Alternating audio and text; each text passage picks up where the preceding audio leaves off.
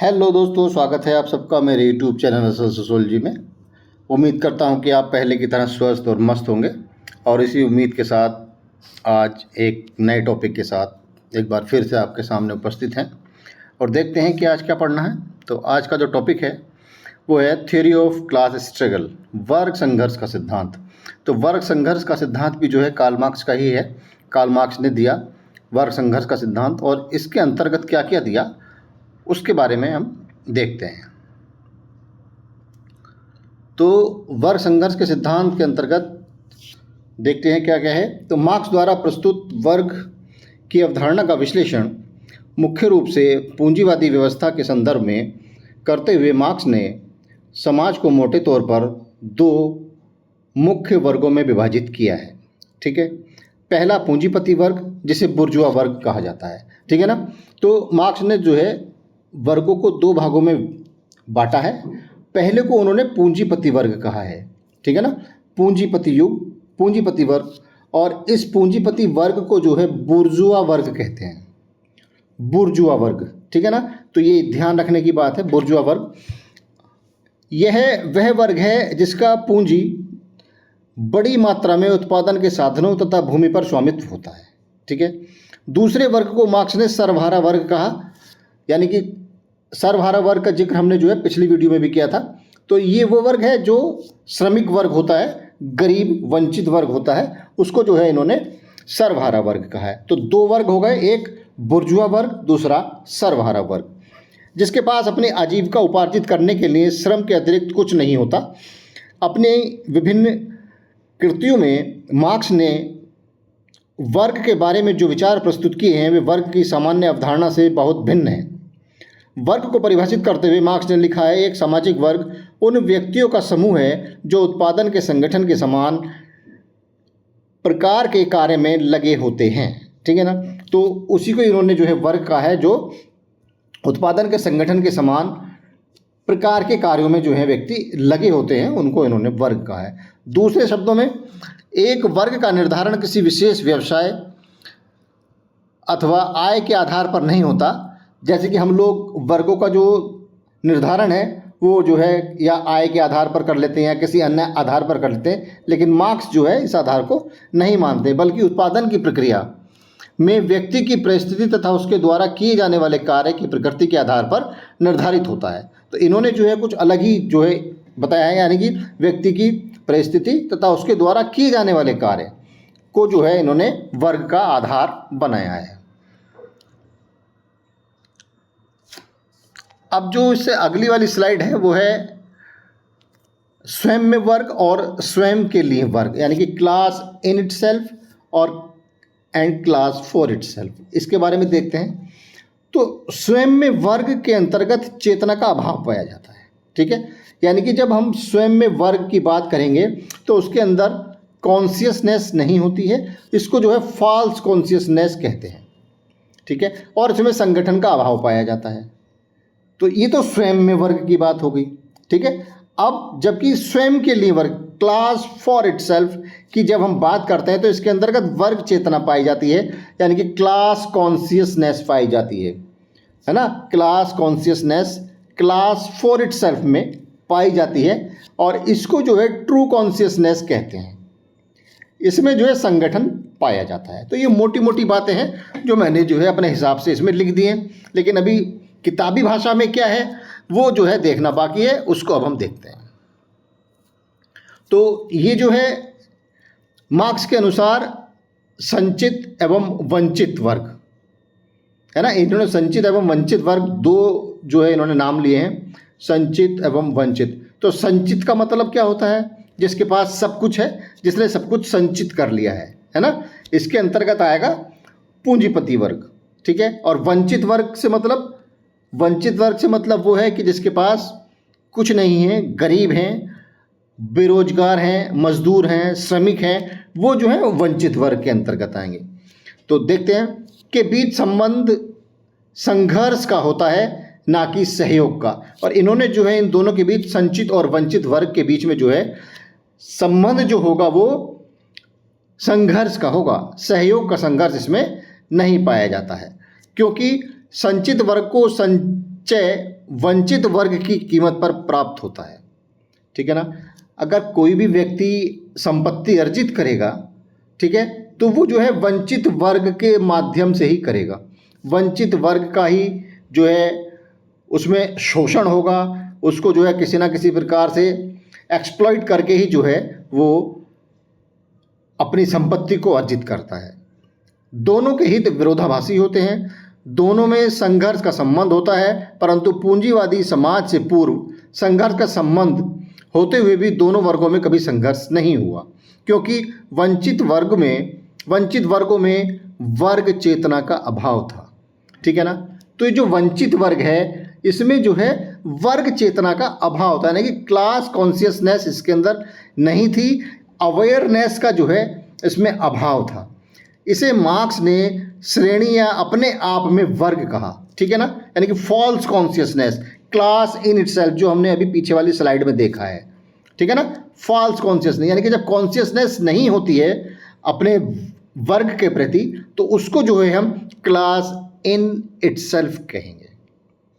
हम नहीं जानते हैं, हम अवेयर नहीं हैं, हम अपने वर्गों के प्रति अब क्या हमारे जो है अधिकार हैं और क्या क्या हमें जो है सुविधाएं होनी चाहिए या नहीं होनी चाहिए, हम उन सब चीज़ों के बारे में जो है अवेयर नहीं हैं।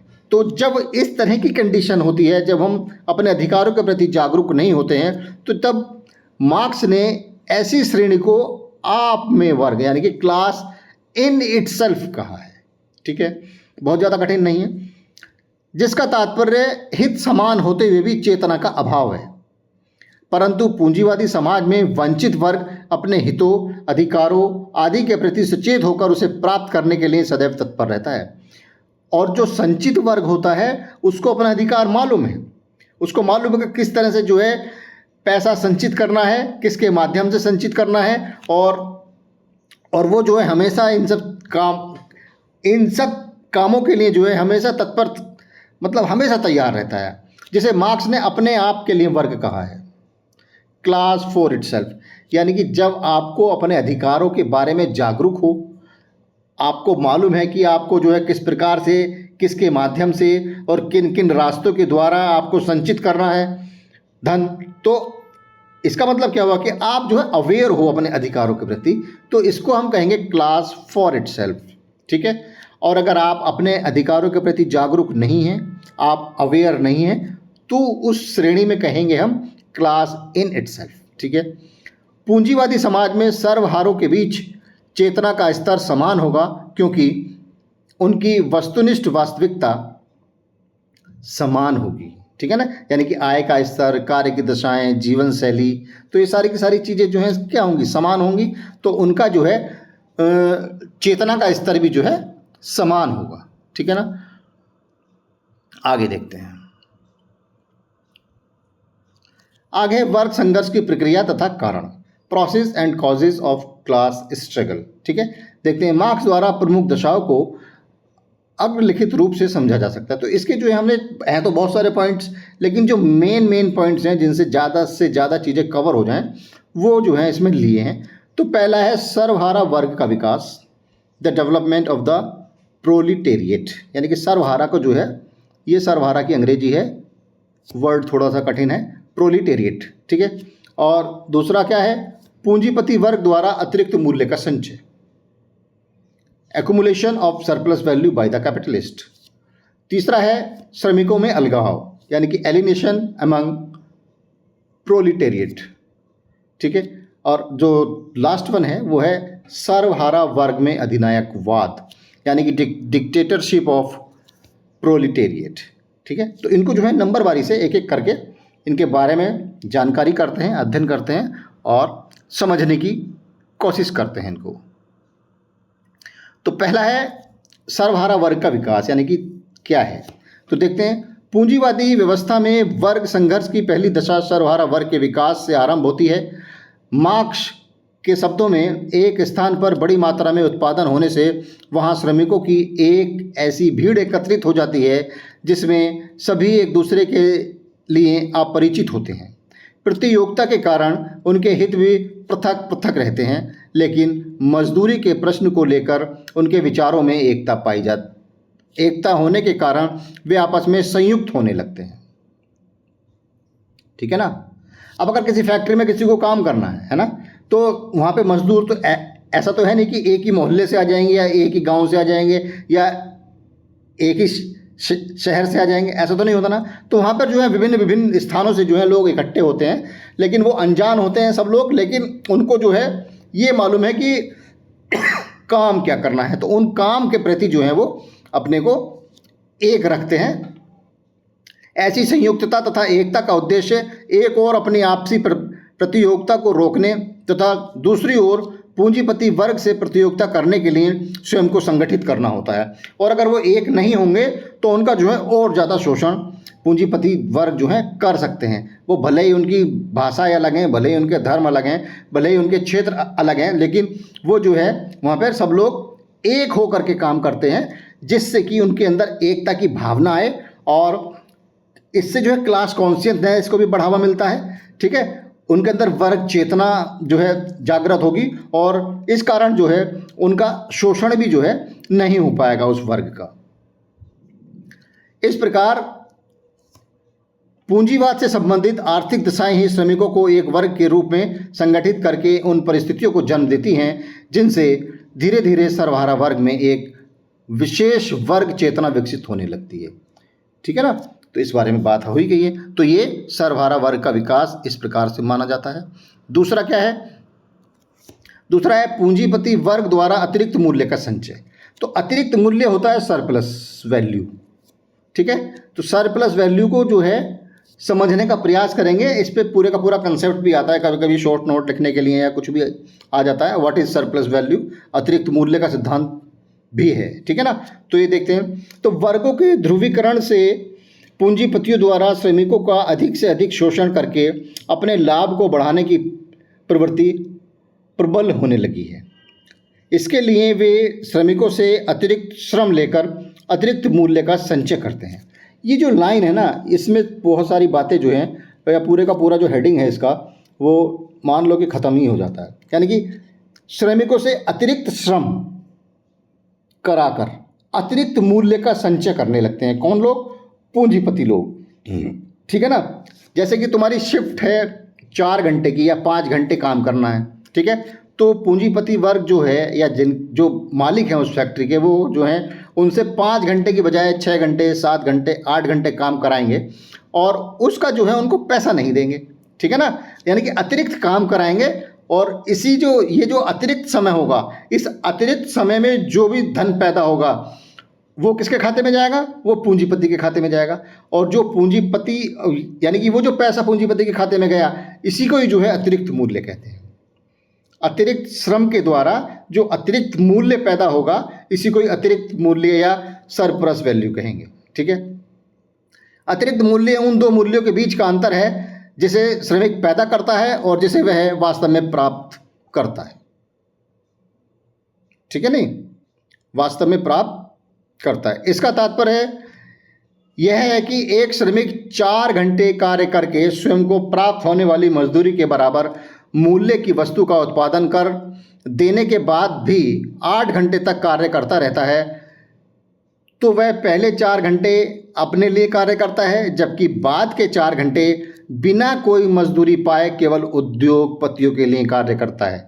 ठीक है ना, जैसे कि मैंने बताया कि शिफ्ट खत्म हो गई, लेकिन उसके बाद भी जो है उसको 2 घंटे 3 घंटे काम में लगाया जाता है। ठीक है ना, इसलिए लगाया जाता है कि जिससे कि अतिरिक्त धन पैदा हो पूंजीपतियों के लिए। इस प्रकार बाद के 4 घंटों में वह जितने मूल्य का उत्पादन करता है वही मार्क्स के अनुसार अतिरिक्त मूल्य है। ठीक है ना, वही सरप्लस वैल्यू है जो है उसने अतिरिक्त 4 घंटे में पैदा की है। श्रमिकों से अतिरिक्त मूल्य का उत्पादन करवाना ही पूंजीपतियों के लाभ का सबसे प्रमुख आधार है। अगर ये इस तरह से ना करें तो ये इनके पास जो है संपत्ति बहुत ज़्यादा ना हो। तो यही क्या है? यही है बस क्लास कॉन्शियसनेस, कि हम जो है अवेयर कम हैं अपने अधिकारों के प्रति। चाहें तो वो हम अतिरिक्त काम ना करेंगे तो वो हमें नौकरी से निकाल देगा, तो फिर हमारा संगठन जो है फिर स्ट्राइक करेगा, कुछ करेगा, ये करेगा। तो इसलिए जो है बहुत सारी चीज़ें हैं उसके अंतर्गत। देखते हैं आगे क्या है। श्रमिकों में अलगाव। ठीक है, एलिनेशन का भी एक जो है चैप्टर है पूरे का पूरा मार्क्स के द्वारा, तो हम एलिनेशन को भी जो है एक छोटे से हेडिंग के माध्यम से बस कंसेप्ट क्लियर करना है हमें, बाकी तो कुछ नहीं। तो देखते हैं, श्रमिकों का आर्थिक शोषण तथा कार्य करने की अमानवीय दशाएं श्रमिकों में एक ऐसी मानसिक दशा को विकसित करती हैं जिसे मार्क्स ने अलगाव का नाम दिया है। ठीक है, अलगाव का मतलब होता है अलग थलग हो जाना। ठीक है, अलग थलग हो जाना। अलग थलग से तात्पर्य ये है कि जब आप एक ही काम को करते रहोगे करते ही रहोगे तो बोरियत हो जाती है। ठीक है ना, तो बोरियत होने का मतलब ही अलगाव है यहाँ पर। ठीक है ना, तो अब देखते हैं किस प्रकार से मार्क्स ने इसको डिफाइन किया है। उनके अनुसार पूंजीपति समाज में श्रमिकों में पैदा होने वाला अलगाव वह दशा है जिसमें उनके काम करने के लिए अर्थपूर्ण और रचनात्मक अवसर नहीं मिल पाते हैं। ठीक है ना, एक ही काम को करवाया जा रहा है मालिक रोज की रोज, तो क्या होगा, आदमी बोर हो जाएगा ना। यही ना, रचनात्मक अवसर नहीं मिल रहे हैं। अगर आप किसी काम को कर रहे हैं तो आपको जो है नएपन की आवश्यकता होती है ना, आपका जो है प्रमोशन मिले, आपकी तरक्की हो उसी काम में, तो आपका मन करेगा कुछ और नया करने का। ठीक है, और लेकिन आपको जो है उसी पोस्ट पे लगातार उसी पोस्ट पे सालों साल काम कराया जा रहा है, तो फिर कोई आनंद ही नहीं है। ठीक है ना, तो इसको ही जो है कहते हैं अलगाव। तो जब ऐसी स्थिति होती है ना कि एक ही काम को करना ही है, बस उसी में लगे रहना है, तो इसमें जो है आदमी अलगाव महसूस करने लगता है, उसको जो है थोड़ा सा रूखापन अपने काम के प्रति हो जाता है। इस व्यवस्था में श्रमिक अपने आप को शक्तिहीन, अर्थहीन तथा असहाय समझने लगते हैं। उन्हें न तो अपने काम से संतोष मिलता है और न ही अपने श्रम का उचित प्रतिफल प्राप्त हो पाता है। विमुखता पैदा होने लगती है। विमुखता का मतलब ही अलगाव है। विमुखता पैदा होने लगती है। पूंजीपति वर्ग के द्वारा जैसे जैसे उत्पादन के साधनों द्वारा अपने प्रभुत्व को बढ़ाने का प्रयास किया जाता है, उत्पादन की व्यवस्था में श्रमिकों में यह धारणा प्रबल होने लगती है कि वे अपनी दशाओं में कोई परिवर्तन नहीं कर सकते। मार्क्स के अनुसार आरंभ में अलगाव की दशा से श्रमिक अपने आप को शक्तिहीन और असमर्थ मानने लगते हैं, लेकिन बाद में यही दशा उन्हें संगठित करती है तथा उनमें वर्ग चेतना को जन्म देने लगती है। ठीक है ना, तो जब आदमी एक ही पोस्ट पर या एक ही उस पर काम करता रहेगा तो वो कब तक करेगा, इसलिए जो है फिर वो उनके अंदर क्लास कॉन्शियसनेस यानी कि जो वर्ग चेतना है वो उनके अंदर पैदा होती है। फिर वो जो अपने अधिकार के लिए जो है लड़ाई लड़ते हैं, और फिर आगे जब लड़ाई लड़ते हैं तो उनको जो है उसका फल मिलता है आगे जाके फिर। और यह है सर्वहारा वर्ग का अधिनायकवाद यानी कि डिक्टेटरशिप ऑफ द प्रोलिटेरिएट। देखते हैं, अपने वर्ग संघर्ष के सिद्धांत में मार्क्स ने सर्वहारा वर्ग के अधिनायकवाद को वर्ग संघर्ष के अंतिम स्तर के रूप में स्पष्ट किया है। मार्क्स के अनुसार सर्वहारा वर्ग द्वारा की जाने वाली क्रांति के फलस्वरूप पूंजीवादी व्यवस्था समाप्त हो जाती है। यानी कि कब आएगा इनका अधिनायकवाद, डिक्टेटरशिप यानी, ठीक है ना, तो क्या होगा कि जब क्रांति होगी श्रमिक वर्ग के द्वारा, यानी कि उनका शोषण इतना भयंकर हो जाएगा कि वो जो है एक क्रांति करेंगे, एक आंदोलन करेंगे, और उस क्रांति के परिणाम स्वरूप पूंजीवादी व्यवस्था को जो है समाप्त कर दिया जाएगा। और जब पूंजीवादी व्यवस्था समाप्त हो जाएगी तो श्रमिकों को उनके अधिकार मिल जाएंगे। ठीक है, जो मजदूर हैं उनको जो है उचित मजदूरी, समय पर सारे काम, रोटी कपड़ा और मकान, इस सारी की सारी चीज़ें जो हैं उनको समय पर जो है मिल जाएंगी, और शोषण रहित समाज जो है की जो कल्पना है वो पूर्ण हो जाएगी। ठीक है, इसके स्थान पर सर्वहारा वर्ग का सामाजिक अधिनायकवाद स्थापित हो जाता है। ऐसी क्रांति में कुछ हिंसा जरूर होती है, लेकिन ये जरूरी नहीं होता कि सभी पूंजीपतियों का अंत हो जाए। ठीक है ना, ऐसा जरूरी नहीं है कि सारे के सारे पूंजीपति एकदम से ही समाप्त हो जाएंगे। वास्तव में क्रांति का मुख्य उद्देश्य समाज की संपूर्ण संपत्ति, उत्पादन के साधनों तथा सत्ता पर सर्वहारा वर्ग द्वारा अधिकार करना है। यानी कि क्रांति के द्वारा जो है जितनी भी संपत्ति पूंजीपतियों के पास है उस पर जो है सब पर जो है पूरी की पूरी संपत्ति पर, यानी कि जितने भी साधन है उत्पादन के, सब पर जो है सर्वहारा वर्ग का जो है कब्जा हो जाए, अधिकार हो जाए। क्रांति के द्वारा जब सत्ता तथा उत्पादन के साधनों पर श्रमिकों का पूर्ण अधिकार हो जाता है, तब इसी दशा को सर्वहारा वर्ग का अधिनायकवाद कहा जाता है। ठीक है ना। और भी है आगे थोड़ा। यह वह दशा है जिसमें एक वर्ग ऐसे वर्ग रहित समाज की स्थापना होगी जिसके द्वारा किसी दूसरे का शोषण नहीं किया जाएगा। ठीक है ना। यानी कि फिर जो है एक ऐसा वर्ग, यानी कि एक ऐसे समाज की स्थापना की बात कर रहे हैं कार्ल मार्क्स, कि जब जो है और क्लासलेस सोसाइटी होगी, वर्ग विहीन समाज होगा, और उस समाज में जो है किसी भी समूह का, किसी भी वर्ग का, किसी भी व्यक्ति का, किसी भी विशेष जाति समुदाय का, किसी भी विशेष धर्म के व्यक्तियों का किसी भी प्रकार का कोई शोषण नहीं किया जाएगा।